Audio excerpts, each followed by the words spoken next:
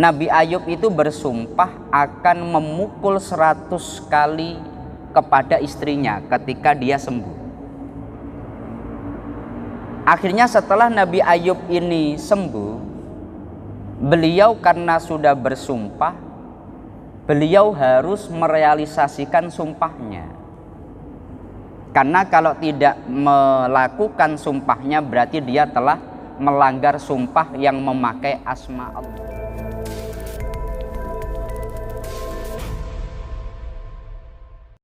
Assalamualaikum warahmatullahi wabarakatuh. Alhamdulillah wa syukrulillah wa bini'matillah la hawla wa la quwwata illa billah. Alhamdulillahilladzi an'ama alaina bini'matil iman wal islam. Alhamdulillahilladzi khalaqal mauta wal hayata liyabluwakum ayyukum ahsanu amala. Rabbi shrahli sadri wa yassirli amri wahlul 'uqdatam min lisani yafqahu qawli. Kepada yang kami muliakan segenap jamaah Masjid Agung Batam yang dirahmati Allah Subhanahu wa taala. Seperti biasa setelah melaksanakan sholat zuhur, sejenak marilah kita mengikuti kajian tafsir Asy-Syafi'i. Selama kurang lebih 10 menit ke depan, marilah kita bersama-sama niat tholabul ilmi dan juga niat iktikaf di masjid kita ini, agar duduk kita bersama oleh Allah dicatat sebagai ibadah. Adapun pembahasan kita kali ini dalam surat Asy-Syadd ayat 44. Allah berfirman, wa khudh biyadika dighsan fadrib bihi wala tahnas inna wajadnahu shabira ni'mal abdu innahu awwab. Yang maknanya, ambillah dengan tanganmu seikat rumput, maka pukullah dengan itu dan janganlah kamu melanggar sumpah. Sesungguhnya kami mendapatinya, yakni Nabi Ayub, sebagai orang yang sabar. Dialah sebaik-baik hamba. Sesungguhnya dia sangat taat kepada Allah Subhanahu wa ta'ala. Di dalam kitab Imam Asy-Syafi'i beliau menyampaikan, jika seseorang bersumpah akan memukul budaknya dengan 100 cambuk atau 100 cemeti, dia boleh mengumpulkan 100 cambuk itu sekaligus lalu memukulkannya. Jika dia tahu jika dia memukulnya dengan 100 cambuk itu, semua bagian cambuk itu akan mengenai tubuh budaknya itu, maka dia telah berbuat baik. Ayat yang kita bahas ini adalah ayat tentang Allah memberikan jalan keluar kepada Nabi Ayub alaihi salam. Nabi Ayub ini beliau oleh Allah diberi sebuah ujian yang sangat berat. Lalu di tengah-tengah sakitnya, di tengah-tengah ujiannya, beliau itu marah dengan istrinya. Ada sebagian riwayat beliau, istrinya, karena memang sudah nggak punya apa-apa lagi, maka dia menjual rambutnya untuk ditukar dengan roti. Nabi Ayub ini akhirnya beliau marah kepada istrinya. Dan di tengah-tengah kemarahannya, Nabi Ayub itu bersumpah akan memukul 100 kali kepada istrinya ketika dia sembuh. Akhirnya setelah Nabi Ayub ini sembuh, beliau karena sudah bersumpah, beliau harus merealisasikan sumpahnya. Karena kalau tidak melakukan sumpahnya berarti dia telah melanggar sumpah yang memakai asma Allah. Tapi di sisi lain istrinya ini adalah seorang perempuan solihah yang betul-betul taat. Dia melakukan itu karena semata-mata demi Nabi Ayub juga. Maka disinilah terjadi dilema. Kalau Nabi Ayub dia memukuli istrinya sampai 100 kali, berarti dia telah menjalankan sumpahnya. Menjalankan sumpah hukumnya wajib. Tapi di sisi lain berarti dia akan dolim, akan menyakiti istrinya. Lalu dalam hal ini bagaimana? Allah memberikan sebuah solusi, Allah memberikan sebuah jalan keluar. Hei Ayub, ambillah 100 rumput. Lalu 100 rumput itu pukulkanlah kepada istrimu. Maka Nabi Ayub beliau oleh Allah diberi solusi dengan mengambil 100 rumput, helai rumput, kemudian dipukulkan kepada istrinya. Beliau tidak melanggar sumpah, pun beliau tidak menyakiti istrinya. Kalau 100 rumput dipukulkan kan nggak sakit. Tapi tetap karena menggunakan 100 helai beliau dihitung telah memukul 100. Maka ayat ini adalah ayat yang dalam posisi hukum memiliki kedudukan sangat penting. Yakni ada dalam bab fikih itu namanya khilah. Seseorang dia berusaha untuk membuat atau merekayasa dengan tujuan tertentu. Dalam hal ini Nabi Ayub kalau secara dohir harus memukul dengan 100 kali, itu sumpahnya. Tapi dengan 100 rumput maka itu cukup 1 kali sudah dihitung 100 pukulan. Nah ini namanya khilah.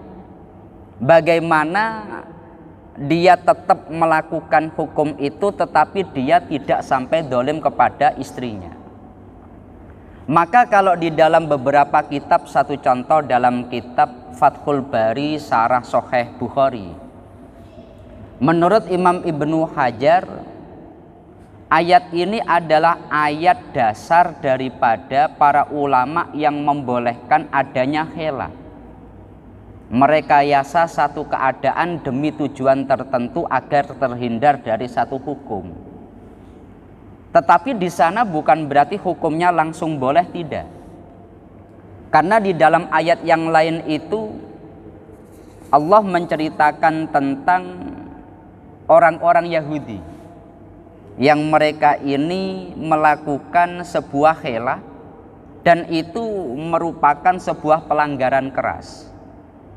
Dalam surat Al-Baqarah Allah berfirman, walaqad alimtumul ladzina tadaw minkum fis sabti faqulna lahum kunu qiradatan khasiin.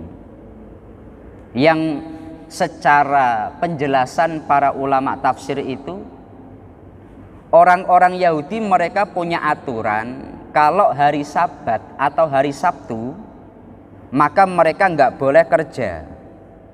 Yang nelayan nggak boleh mencari ikan, yang pedagang nggak boleh dia itu berjualan, yang dia bertani nggak boleh dia ke sawah.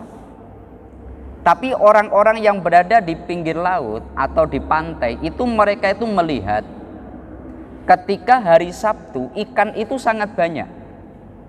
Kalau di luar hari Sabtu ikan itu normal, tapi kalau hari Sabtu ikan sangat banyak. Tapi di sisi lain aturan bagi mereka hari Sabtu nggak boleh mencari ikan. Maka akhirnya mereka membuat satu khilah atau merekayasa. Pada hari Jumat mereka akan memasang sekian banyak jaring atau jebakan ikan. Pada hari Sabtu mereka nggak ke laut. Pada hari Ahad baru jebakannya itu diambil. Lah ini sebuah pelanggaran. Dia secara dohir hari Sabtu tidak mencari ikan, tapi bagaimanapun dia membuat atau merekayasa hukum hingga dia tidak terkena hukum larangan, tapi hakikatnya dia telah melakukan pula. Maka disinilah para ulama itu memilah dan memilih. Kalau ada orang niatnya baik, maka dalam hal ini seperti Nabi Ayub itu secara hukum boleh. Tapi kalau niatnya untuk menggagalkan atau membatalkan satu hukum yang ditetapkan syariat, maka hukumnya jadi haram.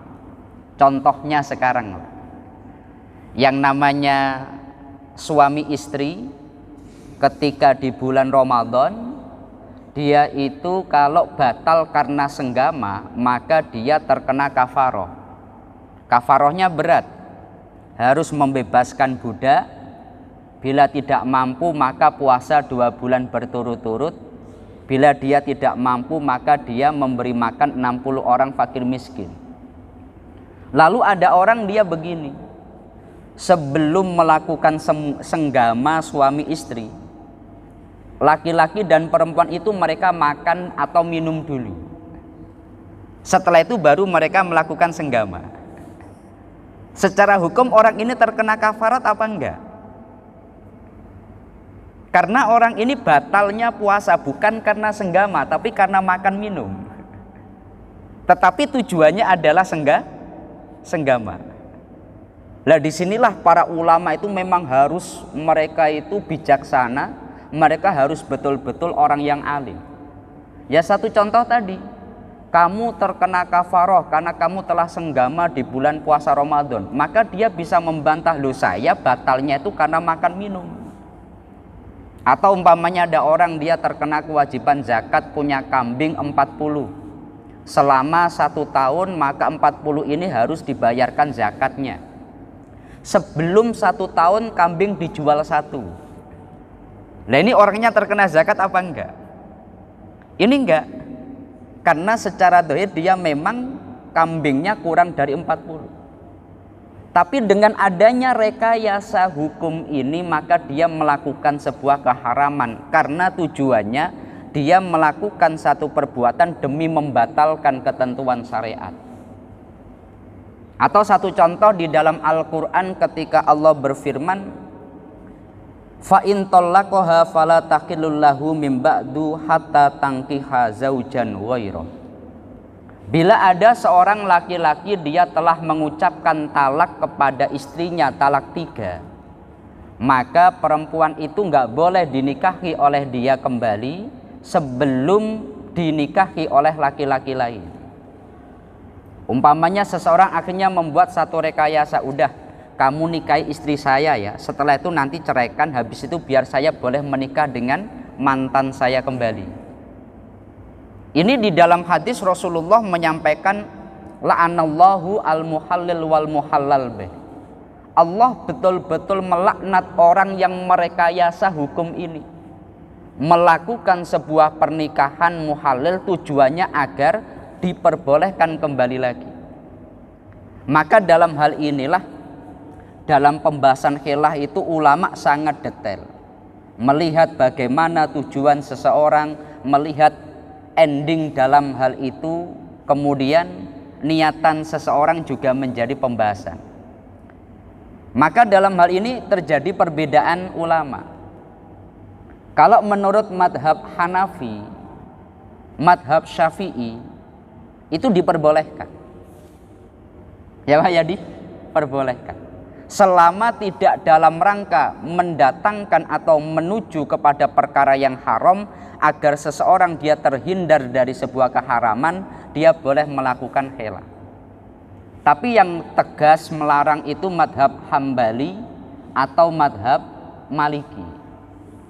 Satu contoh begini, dulu ada seseorang memiliki sumpah yang itu sangat sulit direalisasikan. Dia bersumpah kalau dia tidak melakukan satu ibadah yang saat dia melakukan tidak ada manusia satupun di dunia yang melakukan ibadah itu, maka dia akan menceraikan atau mentalak istrinya. Jadi kalau dia tidak melakukan satu ibadah spesial, artinya dia melakukan yang lain gak ada yang melakukan. Kalau dia tidak melakukan ini, istrinya akan tertalak. Karena ini sumpah, mau nggak mau harus direalisasikan. Tapi dia akhirnya tanya kepada para ulama, solusinya gimana biar saya tidak menceraikan istri saya? Solusinya gimana biar saya tetap memiliki keluarga yang sakinah mawaddah warahmah? Para ulama itu nggak ada yang ngerti jawabannya. Kalau kita sholat di dunia lain, di belahan lain, atau mungkin di tempat lain ada orang sholat. Kalau kita baca Quran, banyak orang yang juga membaca Al-Quran. Ibadah apa ya yang kira-kira saat kamu melakukan yang lain nggak ada yang bisa melakukan? Akhirnya tanya kepada Syekh Abdul Qadir Al-Jailani. Maka Syekh Abdul Qadir Al-Jailani itu beliau menyampaikan, oh gampang kalau seperti itu gini.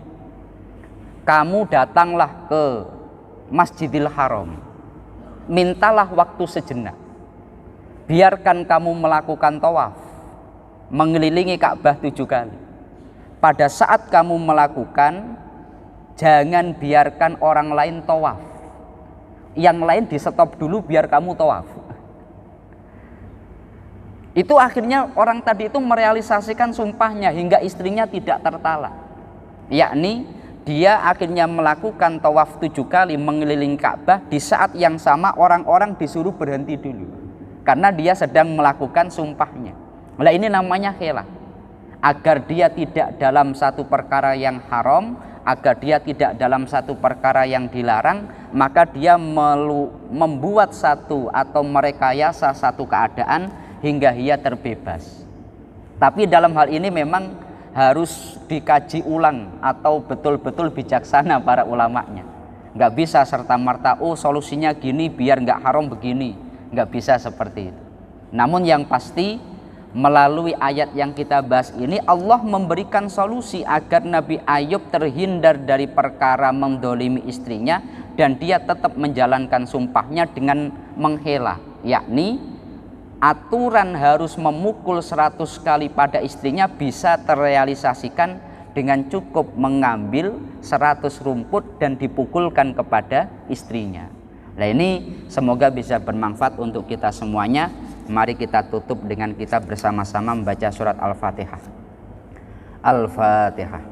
A'udzubillahi minasyaitonirrajim. Bismillahirrahmanirrahim. Alhamdulillahirabbil alamin arrahmanirrahim maliki yaumiddin. Iyyaka na'budu wa iyyaka nasta'in ihdinas siratal mustaqim siratal ladzina an'amta 'alaihim ghairil maghdubi 'alaihim waladdallin. Amin. Kurang lebihnya dari kami mohon maaf. Akhirul qauli wallahul muwaffiq ila aqwamit thoriq. Wassalamualaikum warahmatullahi wabarakatuh.